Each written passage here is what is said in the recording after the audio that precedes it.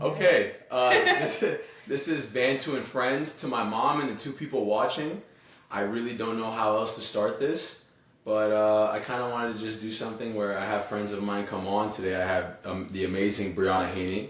Hello. And I'm just going to, I guess, get into it. I'm just going to ask her questions and we'll see where it goes from there. I apologize for the camera quality as of right now. Yeah, if y'all will pay me and give me money, I'll get a better quality camera. So I kind of wanted to start with asking you, when I texted you to come on, what was like your first reaction?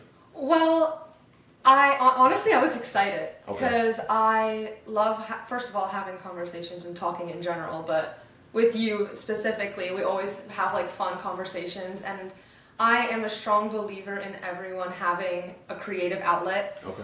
So whether that be someone drawing, whether that be someone recording a podcast, creating things, like talking to people, like just doing something that feels like a creative outlet to them. It can be like whatever it is that interests you. Okay. I'm a strong believer that everyone needs that and should have something like that, a passion project. So when you mentioned this to me, I was really excited to like jump on it and just like be a part of it. And have a conversation. I think it's important to like have that outlet. For me personally, I told you before we even started recording. Like literally, I've always wanted something like this, like just to talk. I love to yap, and so I think it's important that, and especially I have someone like you. You have like an outlet like fashion, like we'll get into. You love fashion, and you're into that world right now, and that's your thing. And I have a lot of questions to ask you on that. Yeah. But like I said, it's important to have just somewhere where you can express your opinion. It could be drawing, it could be freaking yelling, going to rage rooms, whatever the hell it is. Whatever it is for anybody. People have different outlets for things, and I think a creative one is one of the most productive ones to have. Okay. So, all right. I'm excited. What I will ask you, first question I'll ask you, I know you just went to New York. But what I wanted to ask is, how was that for you? And obviously, what do you think of the city? Me being from there, I'm always going to be biased. I'm always going to love it. Yeah. So I want to know what you thought of it, your experience this time going again. Like, how was it? So, like my background, I was there for 3 months over the summer, and then I returned with the company that I interned for at the time for Fashion Week in the fall, and that was my first one. Okay. And my time in the city is always something that, like, when I'm anywhere else, I'm thinking about it.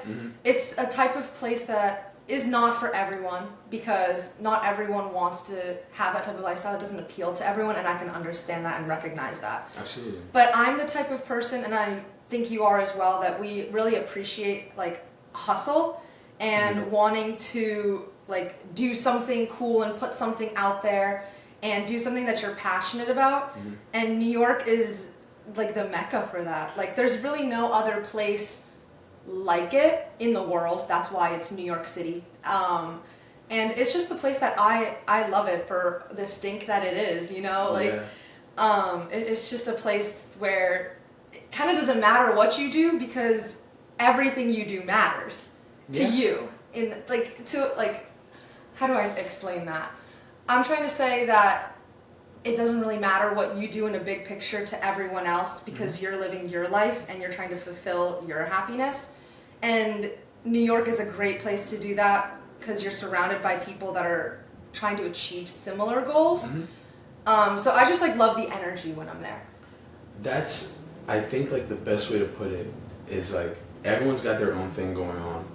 And they frankly don't care about you, and sometimes that'll reflect in the attitude. I personally love it because I'm from there. I'm always gonna love it. But it's just that attitude. It puts you in that mind space that I need to do better, and I need to go for gold. I guess if that's even a saying. Exactly. So I think that's why I love the city. Actually, I know that's why I love the city, because it just has that attitude. It has that feeling to it, and every time you step in, it's literally a concrete jungle. You never really know where the day is going to lead, and that's what's really exciting about it. And you would say, you want to live there? That's definitely my goal. Post-graduation, I want to live there. My mindset is, if I can make it there, I can make it anywhere after. I'm young and hungry now. Might as well go and pursue it while I want it, when I want it. And if I choose to change my mind later on, then I have that ability, I have that power to do so, but why not now? I definitely agree. You know, when you're young and hungry, that's a good place to be. You're ambitious. You want to go, you know, to obviously the top of the top city in the world, in my opinion. But I want to ask you this. You're from California. So what, like, how does that feel? Like, you know, because your brother, he's in California. Wasn't he born in New York, or what was that? So, no, both born in South Florida, but we've spent years in California. We've spent, like, months upon months and summers there, and love it. He lives there now because he's working while doing school. Okay. Modeling. Yeah. So he's been doing good and keeping busy, and that environment has been really great. And we love California because, I mean, the weather's great, the people are nice, there's surf. There's an off day. Yeah, there's really, it's hard to have an off day when you're like in sunny Southern California. Yeah. But as much as I love it, it does have kind of like that sense of like laid back. A little bit laziness. Would Well, you just call it that? I wouldn't necessarily call it laziness, but it's not necessarily the overt like nature to like pursue something. I think like to wake up at 8 Yeah. a.m. and go to work and do that. LA is more of like a let's work and enjoy it, and work is play. Which is, I love it. That's a place I could see myself living in, like maybe in the future. Yeah. But it's just, it's different in that sense. I love LA. LA, for my industry in particular, is very commercial. Yeah. So it's a lot more like brands and things of that nature, whereas New York is more high fashion, underground brands. It connects a little bit more to the international industry, which is why New York appeals more so to LA than LA does. But I do love them both for their separate reasons. They're just really different. I feel like there's a lot to love in both cities. For me personally, in California, I'm more of a San Diego guy. Yeah. I will always love San Diego. I think it has the best Italian food I've had in America. Yeah. And I've been to New York. Oh, alright. Maybe I'm Watch what you're saying. Yeah, that's a little bit crazy. I'm getting too excited. But I will say it has very good Italian food. LA was good. The problem with LA, for me, I just haven't been there in so long. So I can't speak on that. I've been to San Diego recently, but LA, it's been a minute. So, you know, it's kind of hard for me to comment on how the city is and all that. I know they're doing good right now. You know, they got a lot of music is going good there. Yeah. With Kendrick and all that. Oh, that's so crazy. Yeah, that was pretty. What did you think of the Super Bowl? I'm not gonna lie to you. I did fall asleep, but I went back and watched the halftime show. I did enjoy it. Kendrick is somebody I've been listening to for a long time, so I was really excited about it. Yeah. Love that he brought out SZA. The styling I enjoyed. His jeans, that kind of like. Yeah, I saw it all over like IG. Every girl was like, "I need his jeans." The Celine bootcut jeans. Yeah. It's crazy. It's gonna happen. Watch, men are gonna start wearing the bootcut jeans. Do you think that's a good look for men? Like, I wear bootcut? Yeah, most of the time the jeans that I wear, I'm just used to. My mom has bought me like them tight ass jeans. So those are the ones that I wear. Yeah. And I'm always getting clowned like, "Why are you wearing that?" I'm like, I don't know, bro. Like, I'm used to it. It's something that I think people should try different like cuts of jeans just to see what they like best, because there's so many and it's so inconsistent across brands. So it's like when you try a pair of jeans that you like, just try something different, because at the end of the day they are just jeans and it is just the cut of them. Yeah, it doesn't. So if you find a cut that suits you and that you like, rock it. Try different ones. We can go jean shopping if you want. Honestly, I need to. I actually need to. I have 2 pairs that I've been using for like 3 years now. Because I only wear jeans when I go out. You know, and it's but it's a very versatile pant. Like, I think you could literally wear it anywhere. Jeans are the type of thing where you could dress them up or down. A good piece of denim is a closet staple. Yeah. Honestly. And especially like, so I don't know if you watched the Grammys. Of course, you know I was watching the Grammys. Yeah. And when he won the Grammy, because he won like 5 Grammys for the song, and he was wearing like something called a Canadian tuxedo. Yeah. It was all denim, like the whole. What's your take on that? Do you like a whole denim outfit? I live for denim on denim. Give it to me in multiple shapes and cuts. I think it's so fun, and I think it's a creative way to do something like really traditional. Canadian tuxedos are a tough thing to execute though. I love them and I think that they're great, but they're not the easiest thing to pull off and look normal doing. Right? Yeah. I honestly feel like though, like, I wouldn't wear that out. You know what I mean? I would, if it's a big event or something, like obviously you going on the red carpet, you know they wearing all types of crazy shit out there. Yeah. But I mean, if I'm going down the street to the bodega to get a drink, like I'm not putting on a, you know what I mean? I hear you. Yeah, so I think, like you said, it takes a certain type of event to pull it off, and also like a certain type of person. I don't know. I feel like you gotta look a certain way to pull off a Canadian tuxedo. And see, I think that just kind of comes down to personal style as well, and like what people want to wear and what they like to wear, and that's what I love about clothing is everyone's so different, and everyone can like express themselves creatively like through what they wear, and. Like, I'm the type of person where I would wear a double denim to the bodega, you know, because that's just who I am. I'm the one that wakes up to class and puts something on for the 8 a.m. even though I'm exhausted. It's my creative outlet. The way that I dress is what I do. So when I wear something like double denim that would be kind of weird, I can see why someone wouldn't want to wear that to an 8 a.m. class. But I do think inherently it could be pulled off if someone were to like it. I think personal style is more so confidence. Yeah. And if you like what you're wearing, you're going to look cool wearing it. How are you going to grow and get cool if you don't try and like experiment and do something a little bit out of the box? Because that's where trends and that's where revolutionaries come from in any sense, not just fashion. Like you have to get uncomfortable before you can do something cool. Yeah. Yeah. There was something I saw the other day that I actually really like.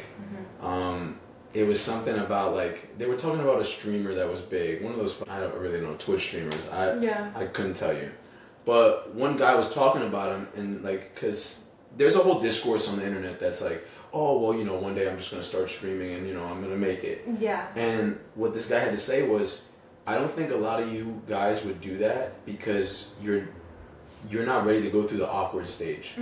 Like these people have gone years without like seeing anything and they just trusted in the vision. Yeah. And I think it's important to do that. Yeah. To just trust. A lot of times it's hard to put your head down, and I think it could be made easier, you know, with faith in God and a lot of other things like you know, whatever you believe in.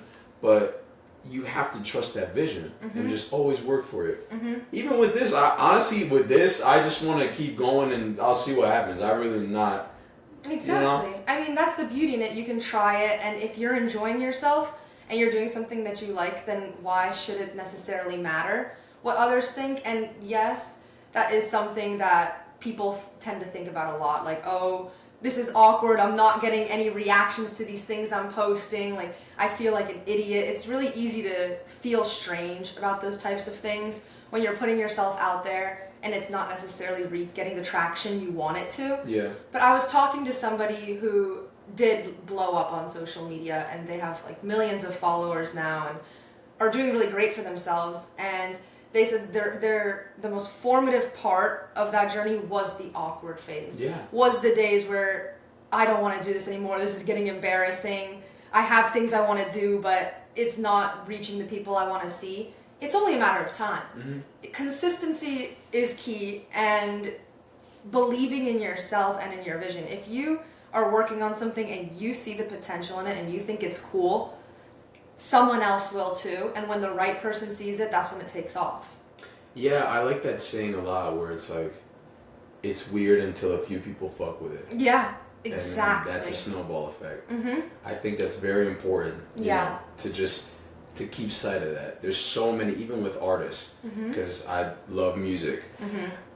With artists, they feel like, you know, you put something out and nobody's fucking with it and it sucks and whatever, and then one day a big artist fucks with your song. Yeah. And you're like, okay, damn. And suddenly, like your life can change overnight, and it's insane. It's just you have to have belief in yourself, and you have to have like a support system that reminds you of this belief, because especially when you're dealing with these kinds of things and like either being rejected or not receiving the results that you want, it's easy to feel discouraged, but it's vital to have those people to remind you why you're doing it.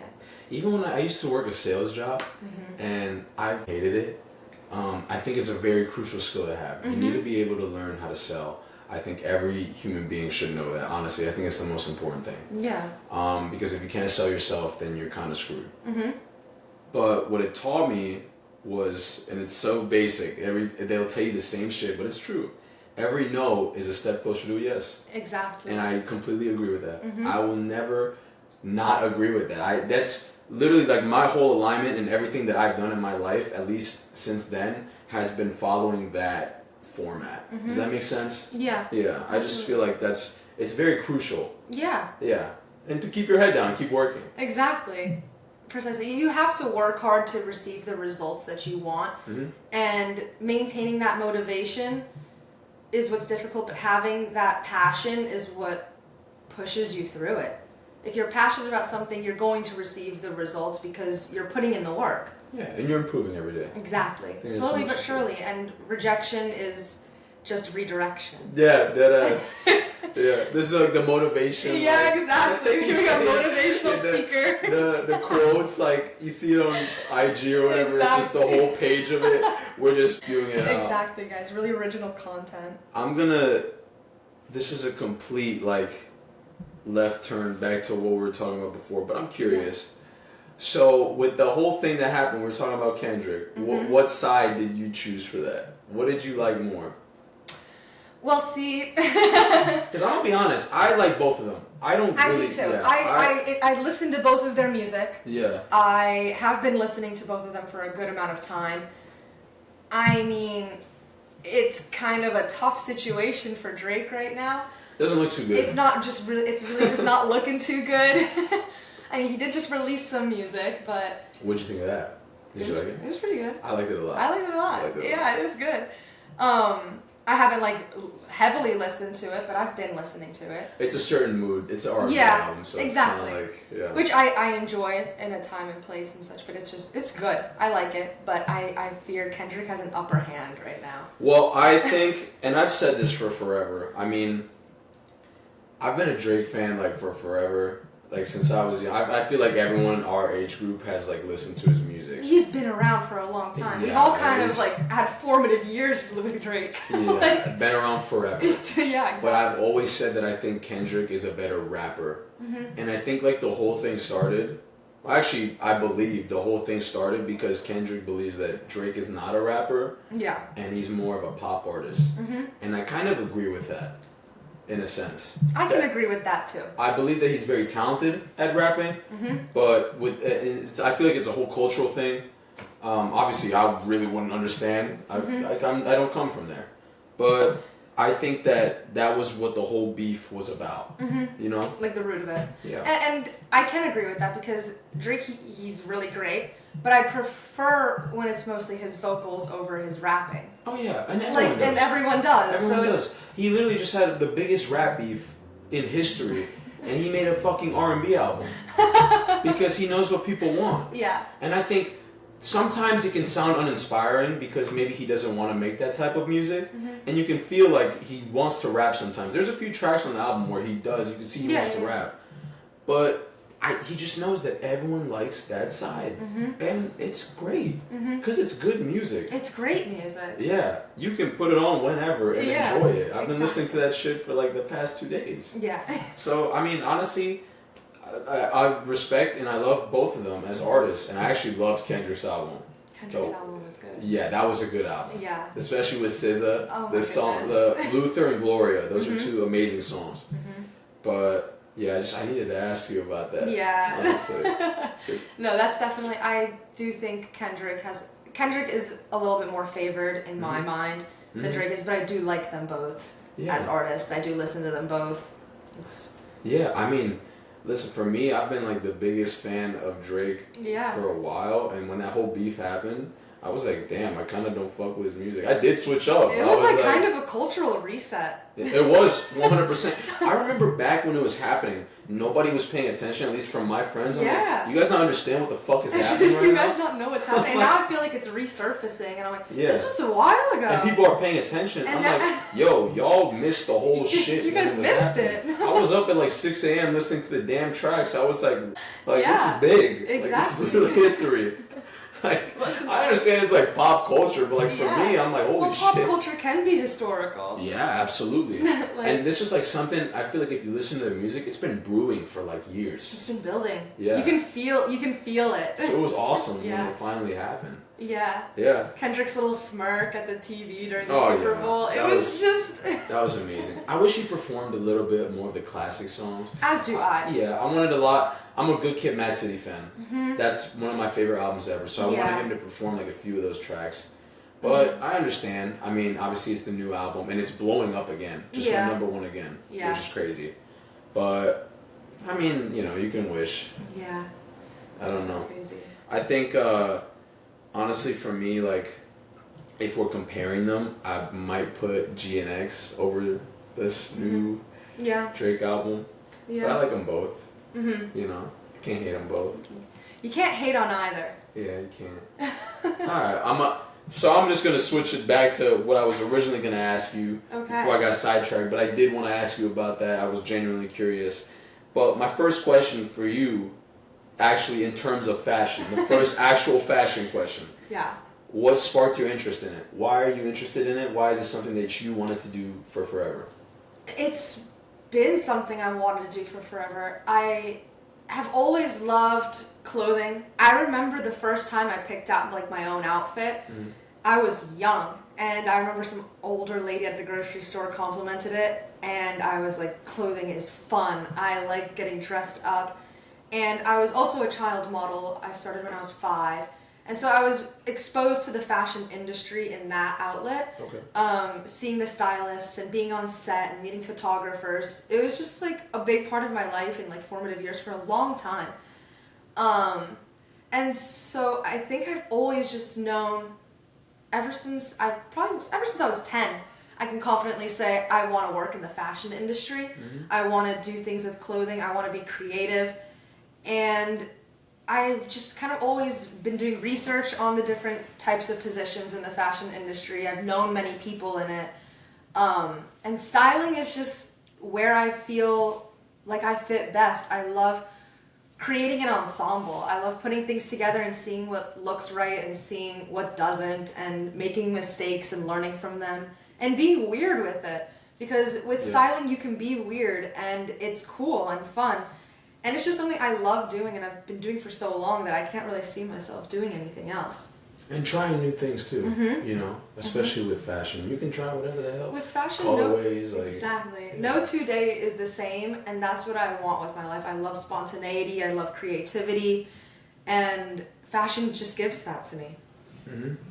Yeah. You know what? I definitely agree. I think it's important to have that thing in your life. Mm-hmm. To have something that gives you at least purpose. Mm-hmm. That was something I learned from a young age, is that you can't chase, like, everyone says that you can't chase money, you have to chase purpose. Yeah. And as we grow older, I think that's very important. Mm-hmm. And I think it resonates more and more day by day. It truly does. It's so interesting to grow up and realize that this passion of mine that I've been like trying to turn into career, I can't imagine myself doing anything else for more money. Here I am wanting to move to New York. Mm-hmm. I'm willing to work bottom of the bucket, scrape it along, and work hard to just be there and do what I want to do. Because you love it. Because I love it. Yeah. So the money is something that's unnecessary and something that obviously is needed. However, it's something that I'm thinking of second to pursuing what I want to do, because every day I wake up, I prioritize waking up and doing something I want to do. The days that I'm waking up and I know I have like a creative project that day, I'm up, I'm going, I'm ready to go and do. Well rested. Yeah. Coffee, I could have slept 2 hours and I'm waking up with a fully rested mind. Isn't that funny? I swear, like I feel like those times, like when you have something that you're so excited for, right? You never sleep the night before. But you wake up and you're like the most energized you've ever been. I am like... As if I'd slept for a week. Yeah, I swear. I would sleep for 1 hour before a big event. And then I'm like, okay, I'm ready to go. Yeah. It makes no sense. I'm already dressed and out the door. If it happens any other day, I'm cooked. Yeah. But if it happens on the day where I have something going on, oh yeah. I'm up early making breakfast. Yeah. I'm singing. I'm over there like I'm ready to go. Like exactly. So... That's the career path I'm choosing because it makes me feel like that. It makes you excited. It makes me excited. Yeah, I think if something gives you excitement and joy and it makes you like naturally improve, then that's the way to go.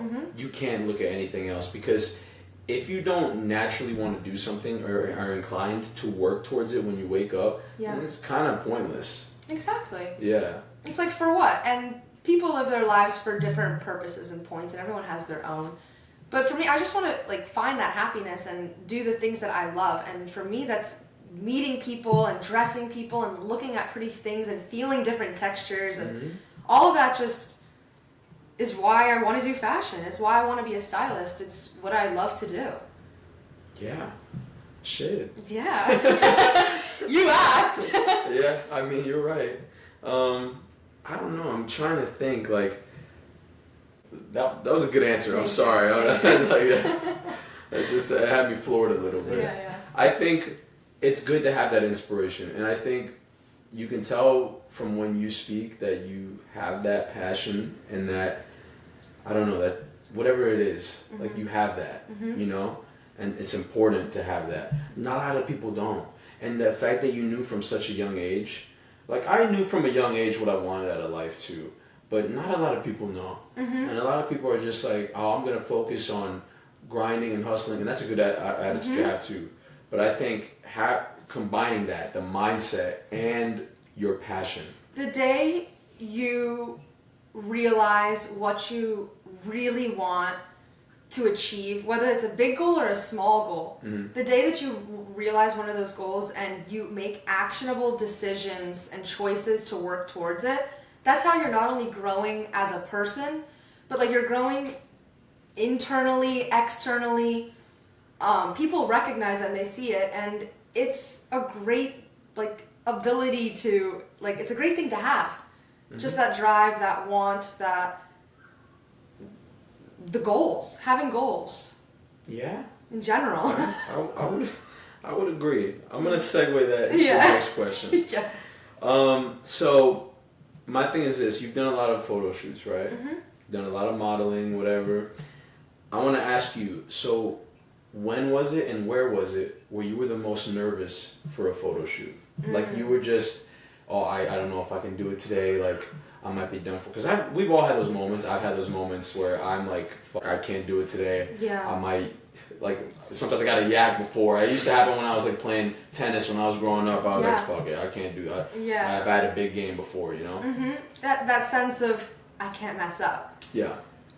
Yeah, for sure. Especially when I was in New York this summer with my internship. I was their first ever intern, and I had this like desire to prove myself and to show myself in a sense that I could get all these things done.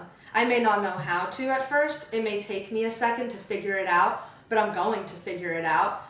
And there were a lot of days where I didn't know if I was going to make it back to the showroom. I'd be out running errands, carrying things to the street. It's not easy, it's not glamorous, and I was like, this is what I want.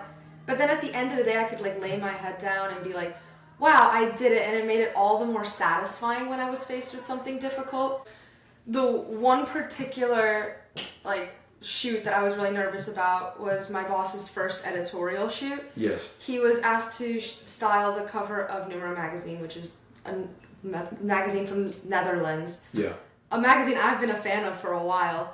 And when he asked me to assist him, I immediately was like, yes, like I want to, like I'd love to. I was also so nervous because it's not something I'm familiar with. Typically when I've been on sets in the past, they've been smaller sets, indoor sets. This one was an on location, outdoors. We were at Prospect Park in Brooklyn, which is this big park. And I had to bring all these things over to Brooklyn from the showroom in Manhattan. And it's a lot of like commuting and preparation. And in the days leading up to it, I just wanted to make sure that everything went smoothly. Yeah. It was my first time going to be on like a big set. I didn't know who was going to be there. And the night before it was like a mix of nerves and excitement. I was so excited to like go and be on set and meet the people and talk to them and just be hands-on. But I was also so nervous about missing something. What if I forget something? What if what if they don't like the things that I'm bringing? What if the model doesn't like what we're dressing him in? Just like all these things. Yeah, I mean, you could just get there with the outfit and be like, oh, I hate it. Exactly. And then it's like, oh, this actor doesn't like what we want to put him in. Yeah. And something else about that shoot is I had been sourcing pieces for my boss. He wanted me to find unique pieces. And as a college student, I love to pay it forward. So I reached out to this runway production of college students in New York, which is something similar to what I do here in Tallahassee. And I saw this girl had designed this piece, and I reached out to her, and we were going to use her piece in the styling, which was super cool, super exciting. I didn't know if we were going to actually use it or not. I was just bringing it. But it was ridiculous. It was like 50 pounds, this garment. And I was so nervous I was going to like destroy it or get it dirty or anything. It was just like a lot of little things I was nervous about. I was just so nervous I was going to do something wrong. Yeah. I was so nervous I was just going to do something wrong or they weren't going to like it. And then that would just be it. And they're not going to want me on set anymore. They're not going to ask for me to come and do those things because I messed up. And it ended up being fine, and I grew past it, but it was something I was so nervous about for like a couple of days leading up to it. Do you feel that when you get nervous for something, right, it's more worth it? Oh, yeah. Yeah. I mean, having those nerves and then accomplishing it afterwards makes it all the more satisfying. Are you someone that performs better under stress? I think so.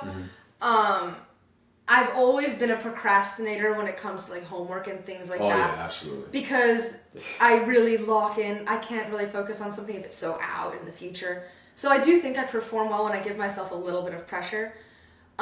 Especially when it's something creative. When I'm in a high pressure environment, that's like when I typically thrive. If it's something that's chaotic, people are running around, people need help with things, I kind of pride myself on the fact that I can be, okay, what do you need help with? Let's itemize this. Like, okay, let's do this. I can help you. And kind of feeding on the chaos and turning it into something that just feels all the more satisfying in the end. You're relaxed in those settings.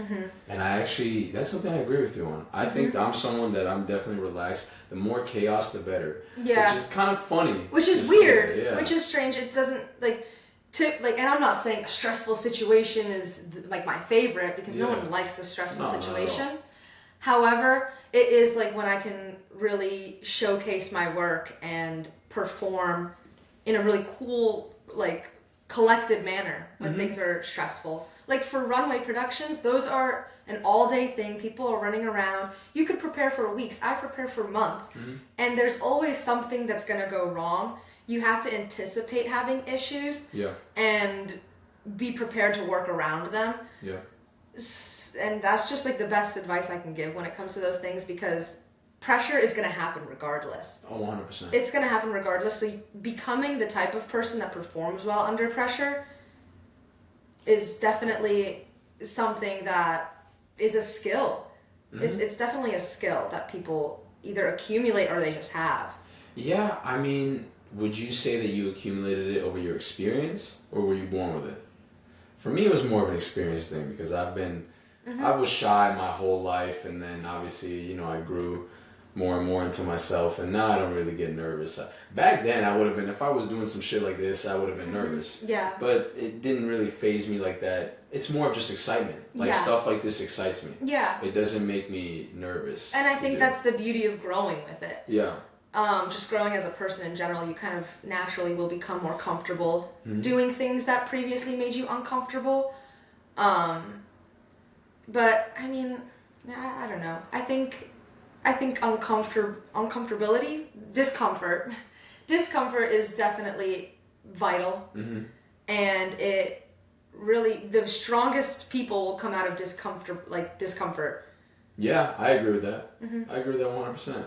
I think discomfort's sort of like training. If you're always like, life is good, it's lavish, it's not supposed to be, You have to have the rainy days. Yeah. I mean, my senior quote in high school was a Jimmy Cliff quote. It was, the Rome wasn't built in a day, opposition will come your way, but the hotter the battle, the sweeter the victory.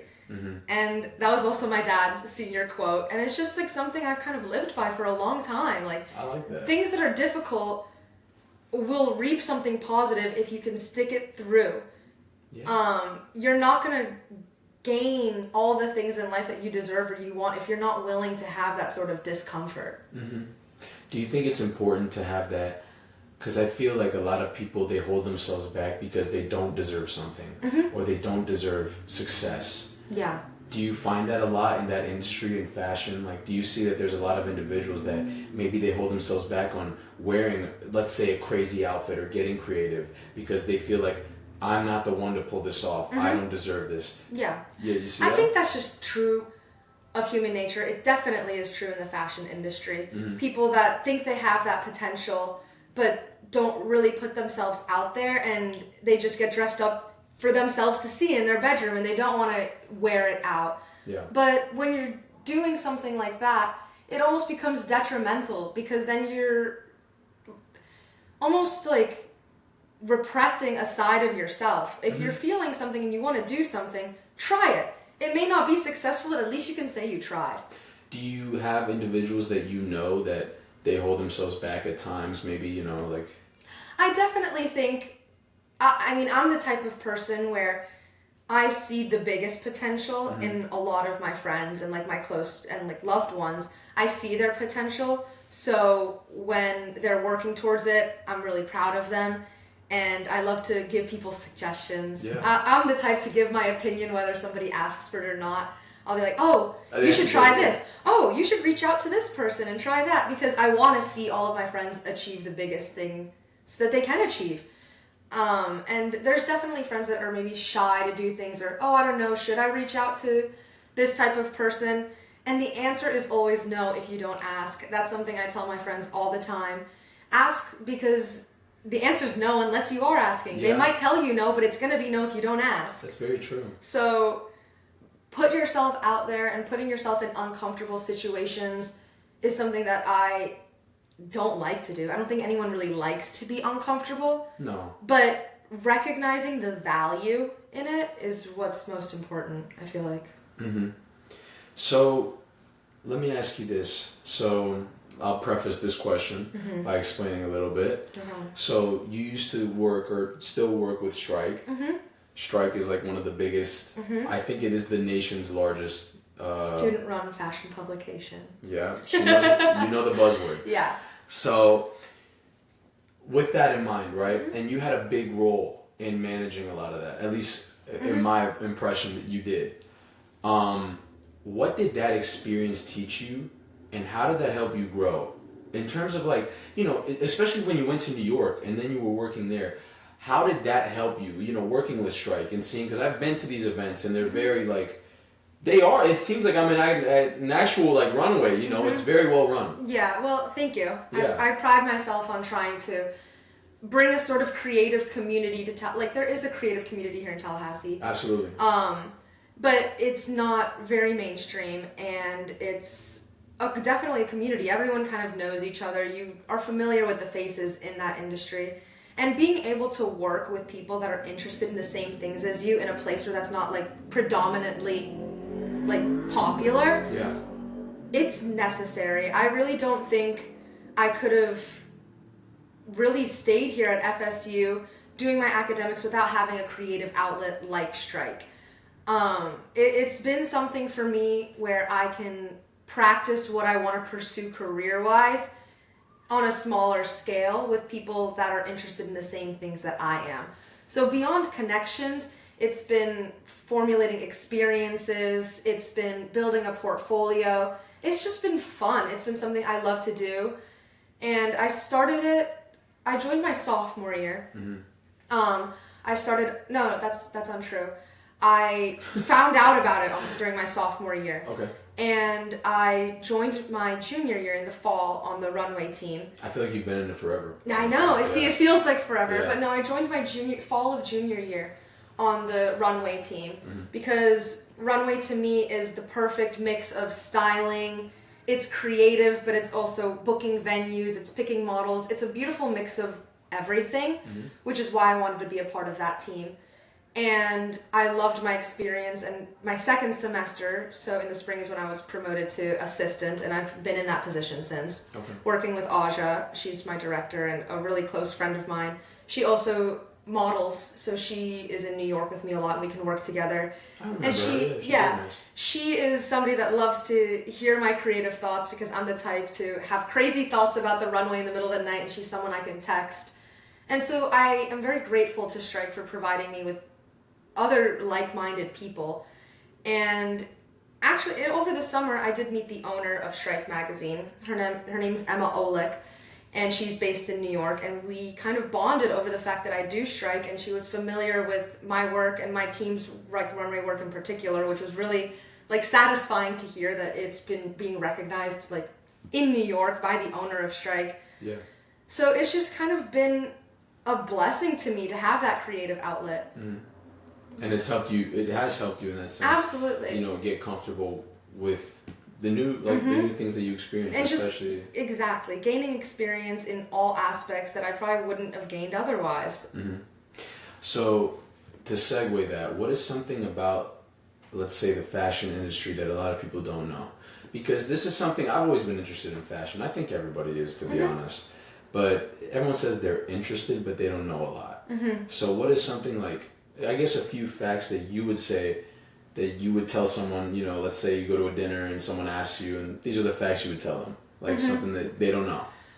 The fashion industry, first and foremost, is not like glamorous. Mm-hmm. There is probably a couple hours of glamour every few months for a brand. When they have their runway production and they're releasing collections, that's the glamour. Being able to buy new pieces, that's the glamour. But in reality, all of the work that goes into the collections, all of the work that goes into any outlet, whether you're producing an article for a magazine or you're working on a new campaign or a new line, so much work goes into it, and there's so many people that go into that, like, work in the fashion industry, whether it's merchandisers, buyers, stylists, photographers, models, like, so many different types of people work in the fashion industry, which is so great. I love meeting all different types of people. But it's not easy work, and it's not glamorous, and it's hard. You're carrying things in the heat. It's snowing out, and you're carrying, like, you're lugging things through the snow, or the steamer is broken. It's just, it's not fabulous, but it's so worthwhile. The hard work is so worthwhile when you can see something come to life. Like either a garment or like a production of any kind. Watching it come to life makes it all the more satisfying. But the fashion industry is not glamorous, it's fabulous. It's filled with so many different types of people from all over the world. It's such an international industry. Very connected to Europe and like France and like Italy. I'm trying to think of other main things about the fashion industry. It's so diverse. So diverse. There's such a different hierarchy, whether you want to talk about high fashion, more accessible fashion. It's everywhere. And wherever you go, I feel like there's just a different sense of fashion. You can get a t-shirt at a restaurant that you go to. Like, fashion is anything, and that's what I love about it. You can really be so creative, or the complete opposite. You could be the most basic, but and it works. Yeah. And fashion is just it's so fluid.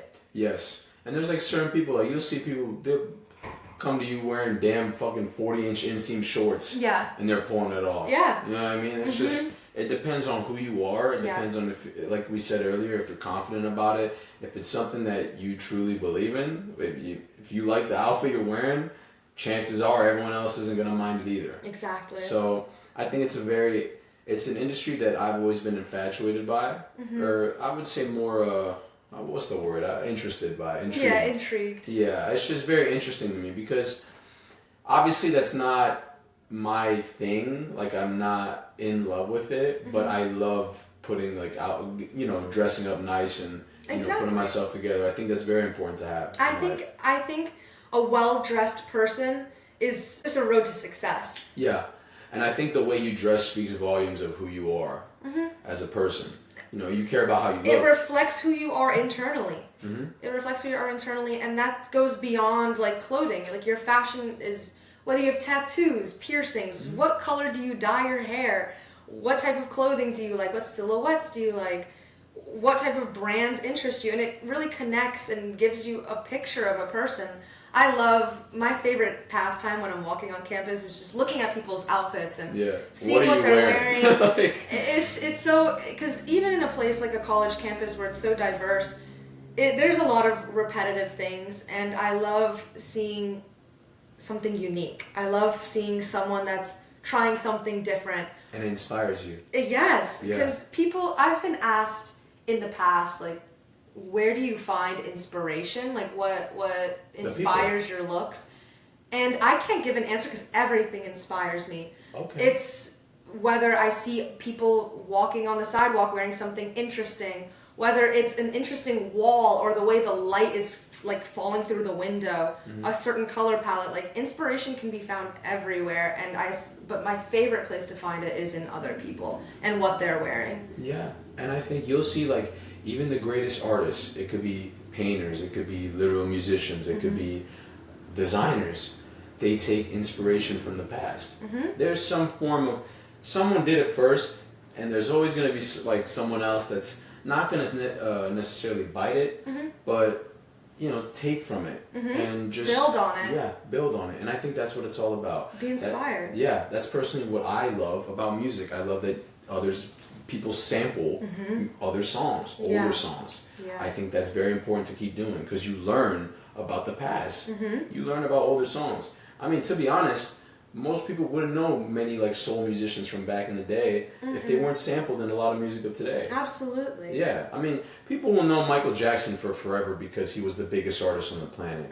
But they're not going to know like I wouldn't say smaller, but the other prominent artists of that time because it just gets buried in time. Yeah. And it's sad. It's inevitable. That's just what time is.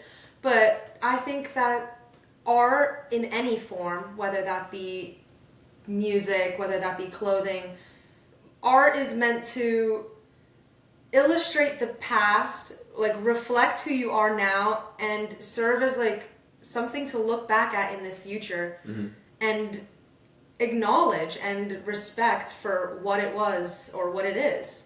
And inspire, kind of. I think art it's meant to inspire. I think whenever I listen to music, that's where I get my inspiration from. That'll get me to get out of bed and go do something with my day. Yeah. And I feel like you find it in different ways. I feel like it could be through, like I said, music. It could be for you, I believe it's fashion that inspires you to go up and, do something with your day. You're excited to see what's next with that. And what's the best part about it is it's continuously growing. Yeah. The one thing that I love about the creative industry as a whole, it encompasses everything, right? The one thing that I love about it is it'll never like go out of style. I don't like the point we are at right now. It's kind of impossible for that to happen, especially with social media and everything like that is around us. Yeah. It's just a part of our day. It's literally our life now, and it's not like, say, the stock market where it crashes and then, you're fucked, buddy. Like, you're done. No, this will be around forever, and it continues to grow. Human nature will be around forever, and as long as there are people, there's going to be creativity. That's just the bottom line. People are inherently creative. They want to make something. They want to do something. They want to have a sort of legacy. And creative outlets, whether you're a writer or whatever it may be, creative outlets are what create art. It's what creates history. It's what creates culture. And creative people, in any sense of the word, are what make the world go round. They push the envelope, for sure. Exactly. That's funny. I just thought about that. Like, even back then, when it was just cavemen, they were using rocks to literally pave the pave the cave and make drawings or hieroglyphics and all that. Yeah. Like, it's crazy how that works. It's been around forever, and I don't think it will ever go away. No. Creativity and passion is just part of human nature. It drives us, for sure. I believe it does drive us a lot. I'm going to use that to then segue into the next thing. So, speaking of creativity, right? So obviously with fashion, there's a lot of different outlets, a lot of different, I guess, positions that you can go into. What I want to ask you is, in that industry, in the future, maybe even near future, do you prefer, like, would you rather be a model or would you rather be a designer or both? I am a stylist through and through. Yeah. I love putting people in things. I love seeing what I'm putting together come to life. I've always loved modeling. I've done it for years. It's something I not outgrew, but it's something that I recognize that I enjoy, but that I'd rather be on the other side of the camera. And kind of controlling it. Yes, it's something I love. Creative direction. I love interacting with models and like working with the models. That's what any good stylist would do to make sure the clothing is falling right, but also to make sure that the model is comfortable in their clothing. And you build that relationship too. Absolutely, but styling to me is something that I know that that's my forte. I will probably model in the future for friends' brands or for magazines that I do, because I just do that for fun or as a favor, because creative people stick together. If a creative friend is going to ask me to do it, I'll do it for them, but I'll expect them to get dressed up in an outfit I put them in if I ask them to. I would do it. Yeah, exactly, which we will. Yeah, that's right. That is going to happen soon. Yeah, I'm kind of nervous for that. I've never done that personally. You know what's funny is my dad used to be a model. Really? Yeah, he used to be a model growing up. He did it in Romania for a little bit my age. I have pictures of him. He was like with some lady model with like a tiger on this. I don't know. My mom is still watching by this point. Yeah. She'll know exactly what I'm talking about. But that was a little bit strange. I don't know why you would want to live that lifestyle. I think it's some of it can be very toxic. Just because of the standards that are set. Absolutely. You know? And that's just like beauty standards in general are always changing. They're always evolving. That's just the psychology of it and growing with the times. It's definitely not something that's for everyone. Yeah. It's definitely not everyone could be a model, and like beyond physically. It's an internal thing as well. Whether it's, oh no, I'm not booking jobs, and you can get into your head about it, or I'm not booking the types of jobs that I would want, or my agency isn't getting me into castings. It could be a variety of things, and being a model is a completely different ballgame in the sense of career-wise. It's not like you're working in like a 9 to 5. Obviously, you're working job by job, and it's just such an interesting career path, and definitely not for everyone. So, completely off track, but when you said 9 to 5, it just clicked something in my brain, and I actually want to ask you this. There was an argument a little bit going on for a while of what's harder, a 9 to 5, or let's say streaming, or let's just say being an entertainer, because streaming is like, I'm not going to say streaming. What do you think genuinely is being, like, what is harder? I see, so when I work, it's not a 9 to 5. When I work, this is like in the creative industry, the hours change every day. It's natural, yeah. Yeah, it's natural. It's like, okay, tomorrow we have a 7 a.m. startup because we've got to shoot. But then the next day, okay, we'll meet at 11 a.m. That's kind of the best way, though. Exactly. I prefer that kind of unstructured likeness to a work environment, because personally, if I had a 9 to 5, I would get really bored really fast. So to me, a 9 to 5 feels worse, simply because that's just not how my mind works. I prefer more unconventional hours. I'd rather work 3 hours on one day, but then the next day I have a 12-hour shoot day. Which it just, I feel like, depends on the person and what they're interested in. And because for me, I don't want to work in a 9 to 5, so a 9 to 5 feels worse. Yeah, I agree with you. Honestly, the only thing that I would really add to it is I believe that 9 to 5, just that setting, kind of is like very school oriented. You know, like you remember in high school wake up at 7, then you go until 3 p.m. It's like, okay, I mean... Yeah. I mean, it's just corporate America. It appeals to some people. Some people love the structure. Some people really appreciate that sort of lifestyle. It's just really not for me. Yeah, it's too samey. Yeah, and you know what? There's nothing wrong with appreciating that, though. Yeah. Because I did that, and I liked it. You know, I mean, yeah, you can find the joy in it. I think you can find the joy in anything. Absolutely. But I just, like you said, that whole structure, it's not the fact that I'm not, like, it's not like, oh, I don't want to wake up at 6 a.m. and work. Yeah. No, I like having different days. I'd rather, you know, the excitement to me of a day is, okay, I got to plan my day tomorrow. Yeah. You know what I mean? If I want to... What time do I need to wake up tomorrow? What time do I need to be ready for this? When the hell can I eat? Like, yeah, exactly. When do I fit that in? Yeah. That's to me is the best part about it. Absolutely. Honestly. And I think that's what's so exciting about not only your industry, but just the entertainment industry as a whole. That's why it excites me. And it makes it like, I don't know, like you want to pursue that. Yeah, for sure. I think everybody wants to pursue some sort of thing like that. Yeah. It could really just be fear that, you know, holds them back. But what was I going to say?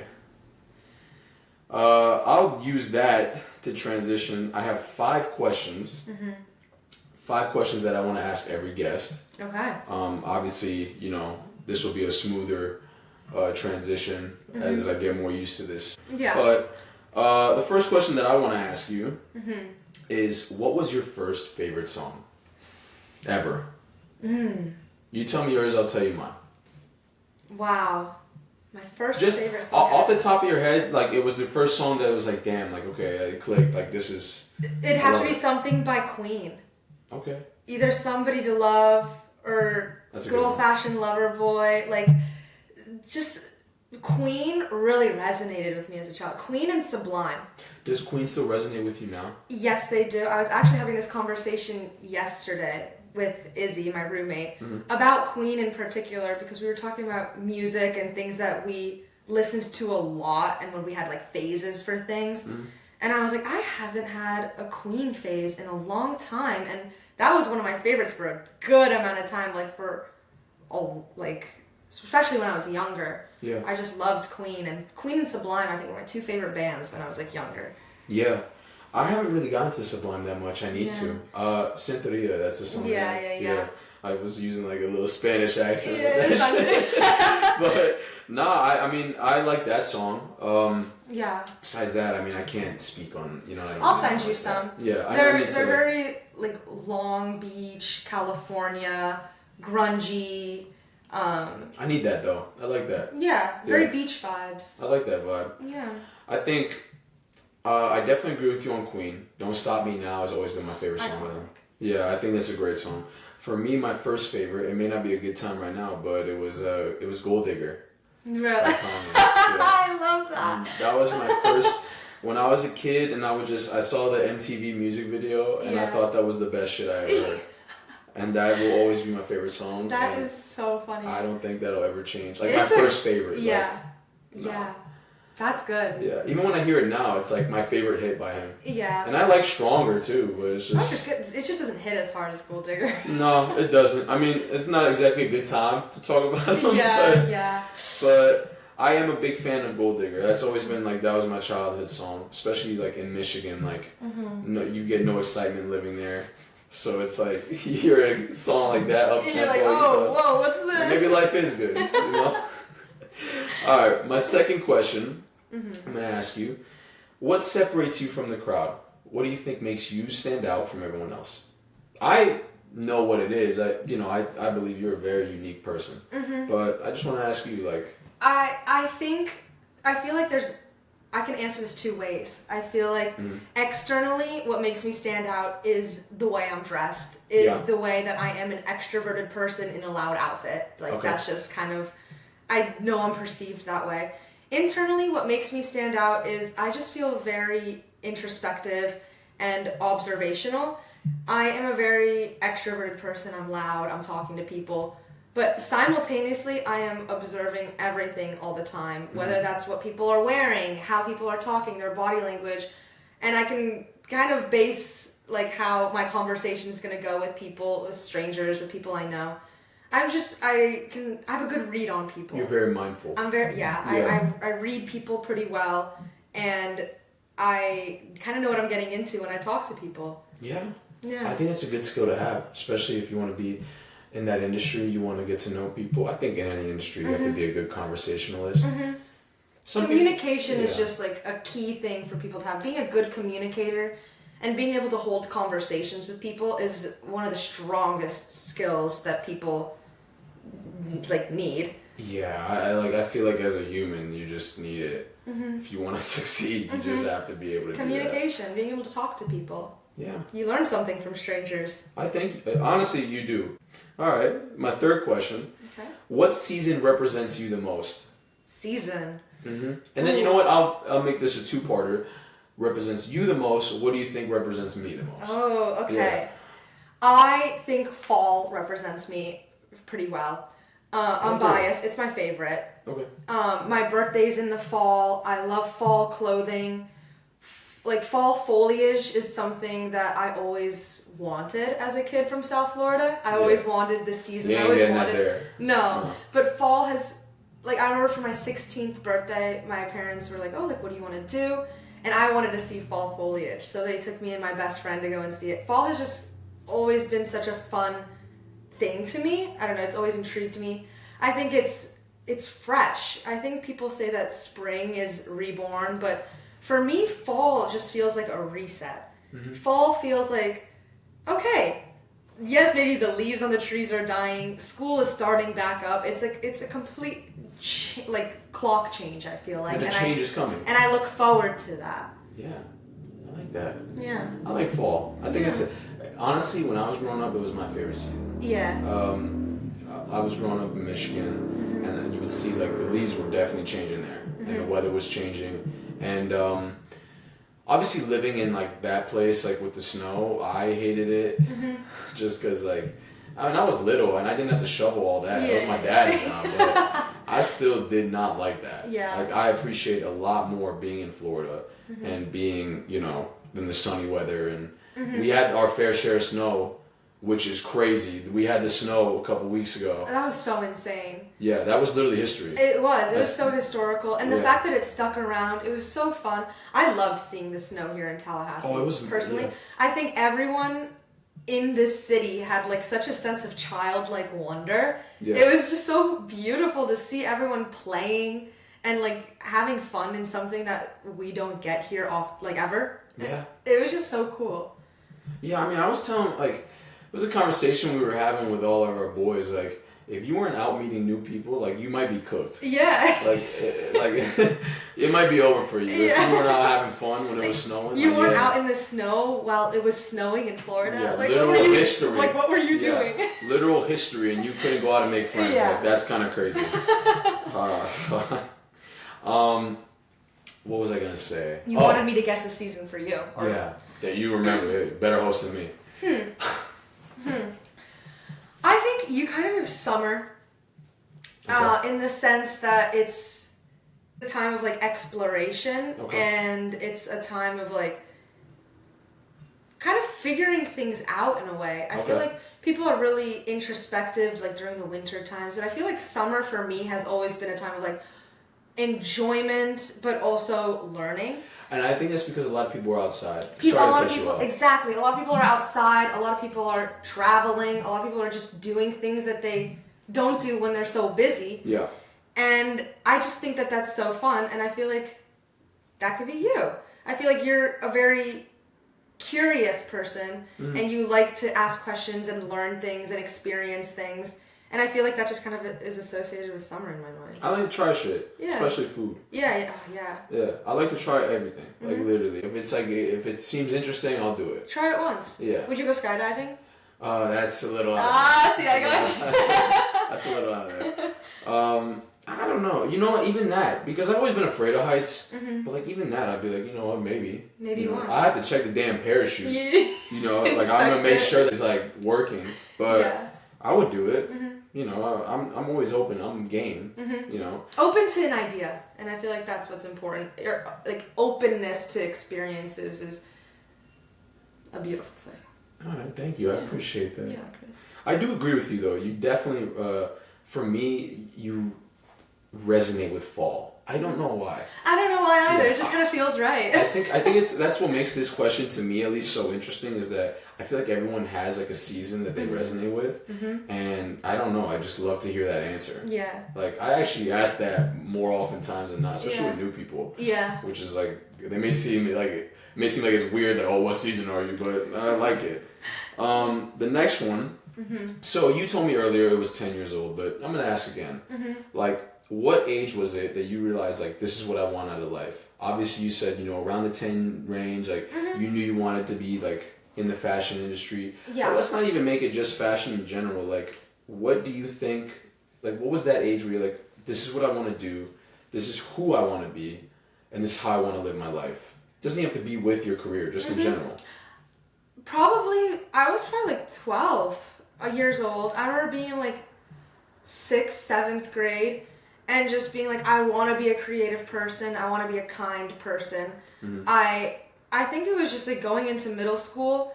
It was kind of like not who do I want to be? It's who do I want to become? And how do I get to that? And like, how do I start that now?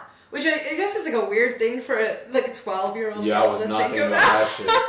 I was not. But no, I was definitely like 12 years old, and I was like, I want to be a trustworthy person. I want to be someone that's kind. I want to be someone creative, because I was weird.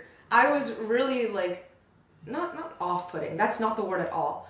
I was just unique and different, and I liked things that people didn't really like. So I kind of wanted to lean into it. I kind of was like, I don't want to change who I am. Yeah. I'm gonna keep embracing the weird. I'm gonna keep reading my big books and like wearing socks with my uniform that the teacher's like, you can't wear that. Like, I'm always going to feed into the weird. And I think that's like when I realized that, and when I made that active decision to not really change who I am. Yeah.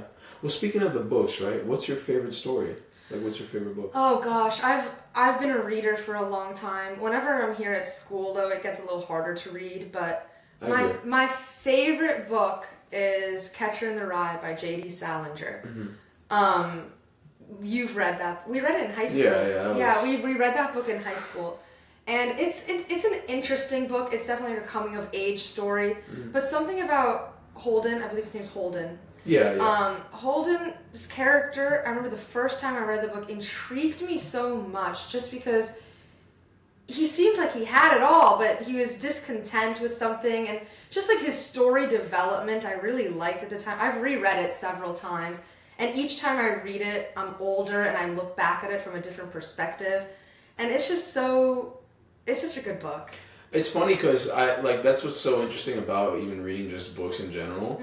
Like with that story, if anyone has ever read it, when I read it, I'm just thinking, okay, he's like an asshole. Yeah. Like, I don't resonate with him at all. And then I read it a second time and I'm like, okay, it's starting to kind of make sense. Yeah. Like with this whole situation, with everything that had happened. Obviously, it's been a little while since I've read the book.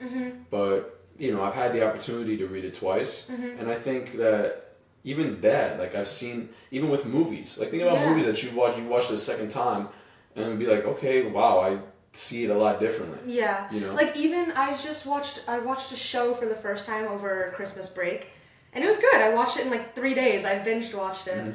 And then I rewatched it with my roommate and my friends when we came back to school because Izzy'd never seen it. Yeah. And even just watching something back a second time, like I remember watching this, but rewatching it, it's like picking up on those details and really acknowledging details that you missed in the past. And I think that's true of rereading things, rewatching things. When I reread books, when I read books in general, I annotate them. I like to have like a little highlighter and just highlight the things that resonate with me, whether it's like a quote that I liked or something I wanted to revisit or whatever it may be. And whenever I reread a book, I take a different color highlighter. I like that. And so now when I look back at books I've reread, I'm like, oh, so in May of 2017, I thought this is what I thought was important. And now that it's like June of 2024, I'm rereading this same book and I have such a different perspective on it than I did the first time I read it. And it's like kind of beautiful to watch like how it's changed. Such an interesting way to look at it. Yeah. I So I tried annotating when I first got into reading again, because it had been a while. Like since high school, I gave it up. It's hard to find time when you get older to set aside time for little enjoyments like reading. Yeah, I think just 30 minutes a day is nice. You know, I try to do it when I wake up, but it can get difficult. You know, your mind is all over the place. You look at the phone and it's like, oh damn. You're running late for class. Like, there's always something. But I think with me, the problem with annotation is I like to train my mind, and I like my mind to be like, to retain the information. Not saying that, because you annotate, you don't pick up the info. No, but that's just me. Like, it's like practice for my brain. Like, okay, I'm going to really acknowledge what you're reading. Yeah, and I'm going to soak it in because I'm not writing it down. Like, I have to, process and learn the information when I'm reading it. So that's just the old way that I've always gone about it, and that's the way that I love to do it. Are you more of a nonfiction, or do you like fiction? I am I like fiction. Okay. I love, like, my favorite types of books are Greek mythology, like fiction, or realistic, like, fiction. Yeah. Something of that nature where it tells a true story, but, like, from the perspective of somebody living through the story. Those are my favorites. Yeah. Yeah, I agree with that 100%. Some historical... like, I'm reading the Odyssey right now, yeah, and I'm loving it. I've read it twice. Yeah. Yeah, the reason why I'm reading it is not as like, because I wanted to read it. I just saw Christopher Nolan was doing a movie. I was like, all right, I kind of want to read the book. Yeah. It's a hefty one. It's big as hell. Yeah, it's a commitment. Did you also read the Iliad or no? Nah. I'm like, that one is like, I'll do the YouTube synopsis and then I'll just read the Odyssey. Because I'm not doing that whole, like, it's just too much. All right, well, you know what? The last one that I got for you, last question. Who are the 3 people that inspire you the most? It's a bit of a hefty one. Wow, okay. Let me think on this for a second. Can I group my parents as one?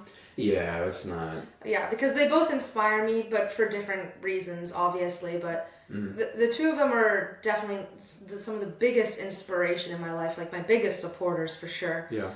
I can confidently say I don't know anyone else in my life that cares about me the way my parents do. Would you say family? Because I would think that you're putting and Patrick. My brother as well. Yes, I was saying this, I was like, shoot, I should have asked if I could throw Patrick in this. Yeah, mix no, I figured. I was like, yeah. No, for sure. My family is my strongest support unit. They're my best friends. I love when I can spend time with my parents. I talk to them every day. Yeah. Multiple times a day, just because I care about them and I know they care about me. And it's just nice to talk to someone about what I'm doing literally every day. And who cares about you? Exactly. Yeah. And they are very supportive in anything I want to do. They're just like inspirational. They're like so cool. My mom coming to a new country when she was 19. My dad just being the coolest guy in the world. Yeah. Like, I don't know. He's just so selfless, and like my dad and I are kind of the same person. Like his personality and mine are the same, which is, I love it and I hate it. It's so good, but it's just they're inspirational. He seems like a cool guy. Yeah, he's a cool guy. But so they're definitely up there. My family, Patrick, of course, is up there. He's more so like, I love him with everything, and I'm like, I want to protect you with my life and make sure you live a good life. More so than he's an inspiration to me. But everything he does is also an inspiration. Living in a new city by himself. Yeah. Like, he's inspirational. Like, but even that, like, you want the best for him and you want to protect him, right? I want the best like for anyone that I love and care about, anyone that inspires me. So, okay, let's think of 2 more. I'd probably say, like, friends, for sure. I'd probably say Grace. Grace has been like my best friend for, probably almost 16 years. That's crazy. Almost 16 years we've been like tied as peas in a pod. I know her family, she knows mine. Our family is basically family. Yeah. Everything, like the things that she does, she lives her life in such a selfless way. That's so inspirational. Whenever like I have something I want to talk to her about, she always has the most perfect thing to say. And we just understand each other on a level that I'm like, wow, this is what having a sister is like, and I'm sure you probably feel similarly about Alex. Mm-hmm. It's like the telepathic. It's almost telepathic. We live in different states right now, and I can tell, like, I'll text her with something, and she's like, wow, that's so funny, I was going through something similar. Yeah. And just, like, the way she lives her life so selflessly is so inspirational to me.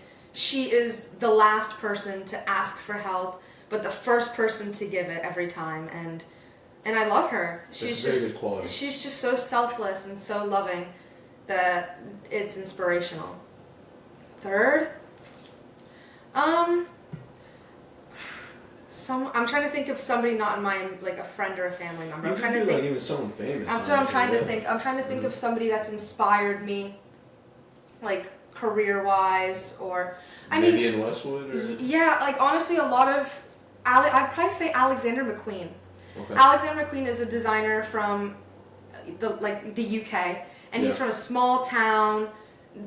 Like, he was kind of an outcast, and he felt outcasted because he didn't really fit into small town. He was interested in creative things. Not that I could necessarily relate, but I could in some senses, being, like, from Boca, and, like, not a lot of people there are interested in the same things as I am, and I would stand out and was a little bit strange in middle school, and, like, I just wasn't the coolest person, which is fine. I didn't ever want to be. But he wasn't, and he embraced it as well and turned it into something so beautiful, a brand that has inspired people for the generation since it's been around. It's, I think, Vivienne Westwood and Alexander McQueen are my two favorite designers. Mm-hmm. But Alexander McQueen, in the sense of who he was as a person as well, he was so creative, and he has such a beautiful mind, and it's sad how he died really, like, young, but yeah.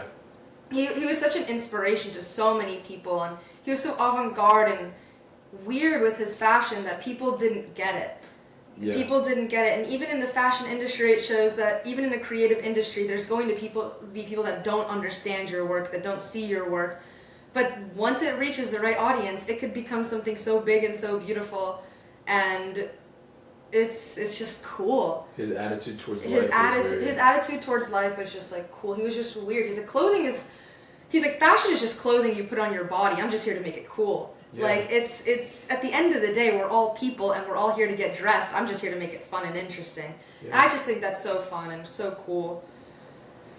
It's always interesting to have, or not interesting, but important to have your own spin on something. Mm-hmm. For me, that person, I would say, like, if we're talking about someone that's in the industry, like, I've always been inspired by Pharrell. Yeah. I will always like Pharrell. Mm-hmm. He had Nerd, he had all that, like, he has so many different outlets where he's created, like, that path for himself, and he hasn't allowed himself to be boxed into one spot. Right. And I always found that inspiring. Mm-hmm. And I'll always love his music for that. He has my favorite song of all time, That Girl. I will love that song for forever. So, honestly, that's just that's my personal, if we're talking about famous people that inspire. Yeah. Pharrell is so cool. He's got his, like, toes in every cool industry, and he does it so gracefully. He's not the type to be everywhere and doing everything. He's the type to be everywhere and assist with everything, just participate in cool things just because he enjoys it. Another one for me that's like that is Donald Glover. Yeah. I like Donald Glover. Love Donald Glover as well. They're both just such creative people in that sense. Yeah? Yeah. You watch Atlanta? Have you ever watched Atlanta? I've seen bits of it, but I haven't actually sat down and watched. I need to. It's on my list. I think you'd be a fan of it. He did really good on that show. Yeah. To be honest.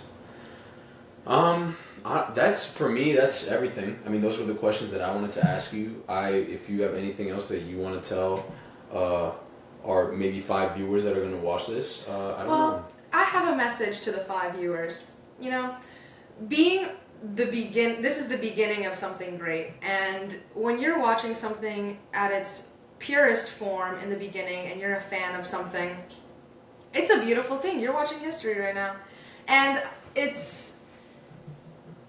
I commend you, because this isn't easy. This isn't, like, necessarily something that's conventional, but it's something that you're excited about, and I'm excited for you. And I'm excited to see where this goes. I'm so honored to be the first guest on this podcast. And there's always going to be one person watching something. Because even if like you're posting this and let's say one day you have 1 million viewers, you're still going to be talking to the one person that wants to gather the message. And I'm a strong believer in speak to the room. If one person hears it and you made an impact on one person with what you said, then your job is done. If you made an impact, I agree, and one person got something out of it, then you did your job. Yeah, and I think that's try to live your life like that every day, and you will succeed. Yeah. At least try to impact one person. It doesn't have to be every day, every week. Exactly. It's just one person. If you try, I always try to do one good deed a week. That's like my thing. Just like whether you're giving someone a compliment or something. So spread kindness and positivity and be courageous. That's what I have to say. All right. That's going to make me very sentimental, so I'm going to close it off before that. I hope y'all enjoyed it, and yeah. Yeah. Thanks, guys. Thank you so much.